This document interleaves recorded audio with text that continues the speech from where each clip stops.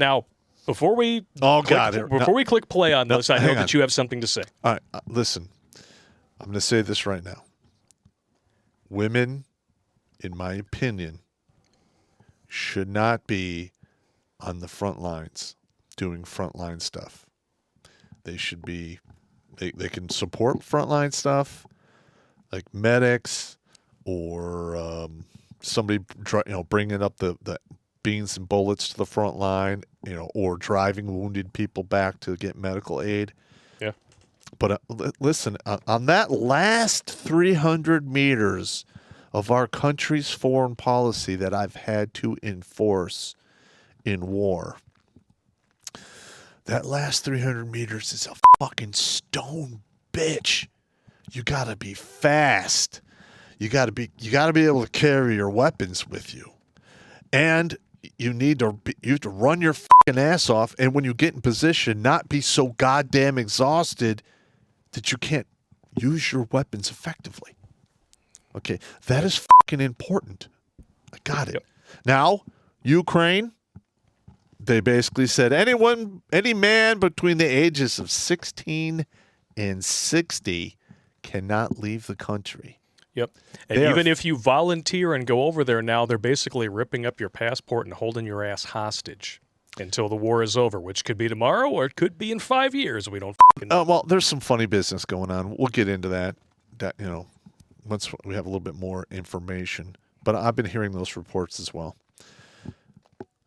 And I'm not going to take anything away from this female soldier who's defending her country. I'm not doing that. I'm just not a fan of seeing this. Maybe because I'm old school. Maybe because I know exactly what combat takes to make sure you bring back the most people you possibly can. Because war is a fucking huge meat grinder. Yeah. And in that meat grinder, there is no room for wokeness, feminism, or any ideology other than survival. So when you see this coming out of a nation that allegedly needs our help and support, and they have time to put out bullshit feminist propaganda like this, it makes you wonder if we're being told a little bit of a white supreme pizza lie. Could be. Let's check it out.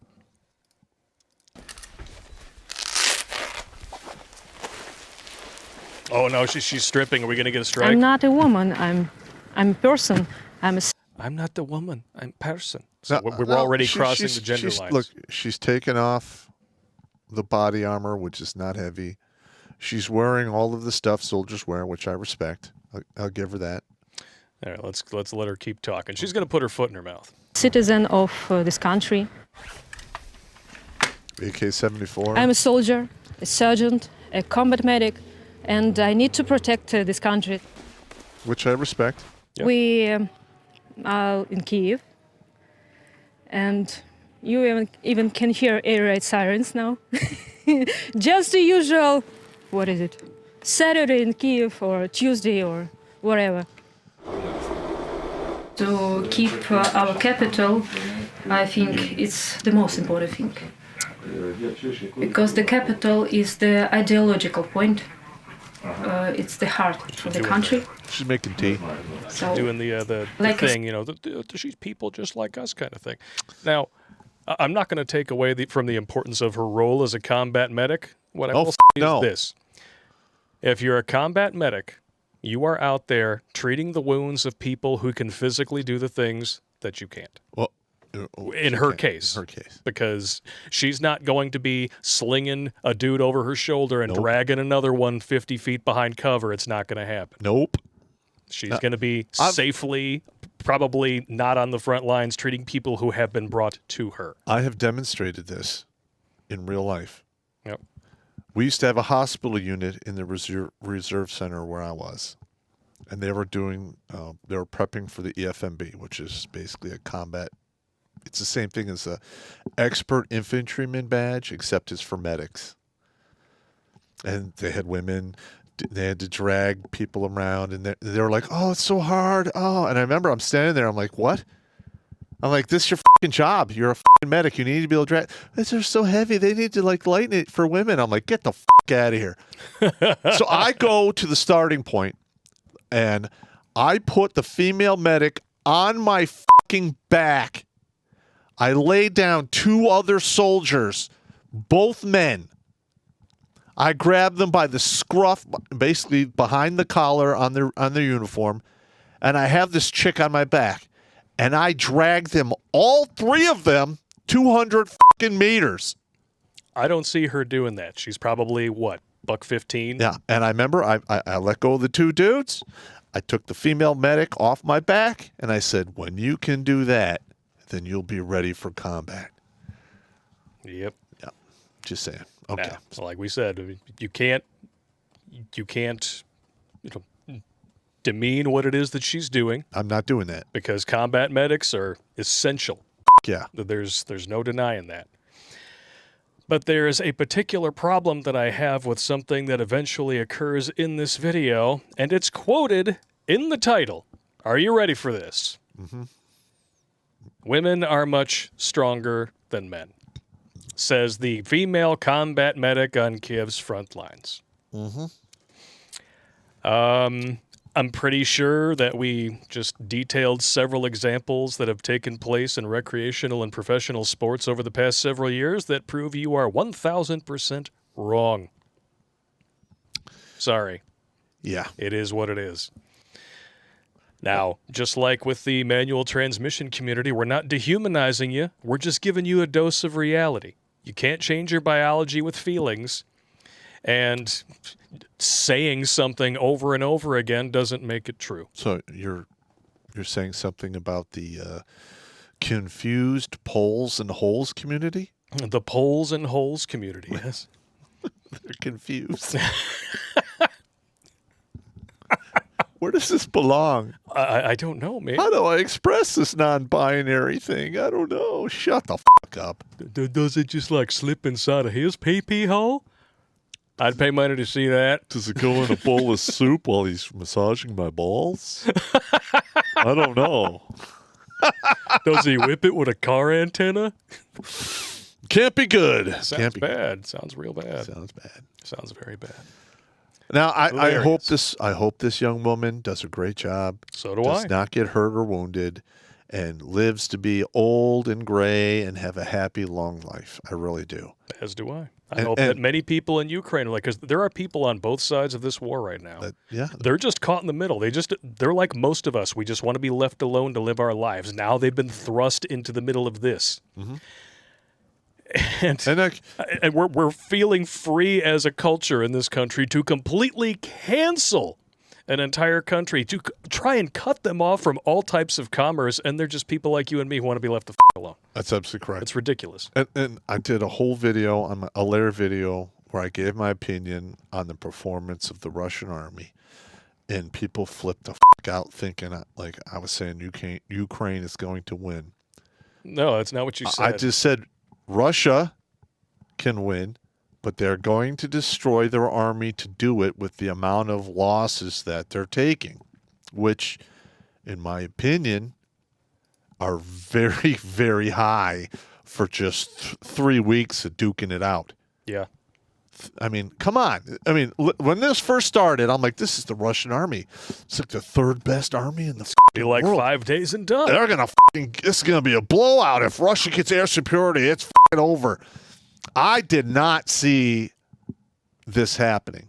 Yeah, there's a lot of people now who will still insist that it's going to be in the bag for Russia without any serious problems. We're already seeing serious problems, 1, and 2, don't forget the last 20 years where a bunch of backward-ass fucking dildo bags in caves managed to hold off and drive to a stalemate the United States military. Yeah. And then, thanks to Richard Potato, Mr. Installation Ice Cream Social Alzheimer's himself, they got $60 billion worth of new weaponry out of the deal. Yeah. Wow. Now, and here's another thing Russia's doing. They've already made this mistake before, if you go back in history. Before World War II, it was called the Winter War, where Russia duked it out with Finland. They lost almost half of their dudes and equipment in that battle. And yes, they won. I mean, Finland sued for peace. Russia got what they wanted out of the deal. but the fact that they performed so poorly there was one of the critical decision points Hitler used to kick off Barbarossa a year later. Yep. And Russia didn't have those tanks that got fucking destroyed in that Winter War. Didn't have the 300 some odd soldiers, 300,000 some odd soldiers that were wounded or killed. Didn't have those. All right. And Germany was able to tap dance all over Russia's face for a good 2 fucking years before they pulled their head out of their ass and fielded armies with equipment that could actually push the Nazis back. Yeah. So, Russia could fucking win Ukraine, but what's going to happen in the future? If they get their army chewed up on this one fucking battlefield, Russia is right next to fucking China. And Poland. Poland's pissed. Yeah. Well, Poland. Yeah. Well, the Poles don't have a military that can actually. Well, not as much of a military, but you can go and with a weakened military. Yeah, you can. You can. But the thing is, the way Russia's acting, they're fucking their army up. They're risking their navy. They are showing their hand with their hypersonic missiles, which I can guarantee you it's just a matter of time before we put together a defense for that if we don't already have one. And say they do take over Ukraine and they lose half their shit. It's going to take 3 decades to build that back up for them because they do not have a big GDP. No. Okay? They're fucked. They're fucking themselves and they don't even fucking know it. But ooh, yeah. Here's a thought. Here we go. And this just occurred to me while you were talking. Considering how much money has flown between the Biden crime family in China and the Biden crime family in Ukraine, and considering the fact that Putin is in China's pocket because Russia is the military and China is the bricks, the bankroll, right? Mm-hmm. Who's to say this isn't all part of the plan? We don't know. You go in and you detonate all of the various sites that could prove that our stunning and brave, duly elected Richard Potato had some crime shenanigans going on in that country under the guise of an invasion when they can distract the living hell out of the world populace with propaganda galore and demonize Russia to their heart's fucking content. Meanwhile, no one's eyes are on the prize. The Hunter Biden laptop and how it's been proven real and all of the crimes that have been legitimized as a result of that finally. But the mainstream media is not really reporting on it. There's a bank account out there that has Hunter Biden's name on it and our dictator in chief, Richard Potato. So he is implicated directly Dictator in the monies that has gone back and forth. Watch Grunt Speak live every Tuesday and Thursday at 8 p.m. Eastern. And if you'd like to join Pop for Supporters Sundays, consider making a donation on Locals, Patreon, or Subscribe Star.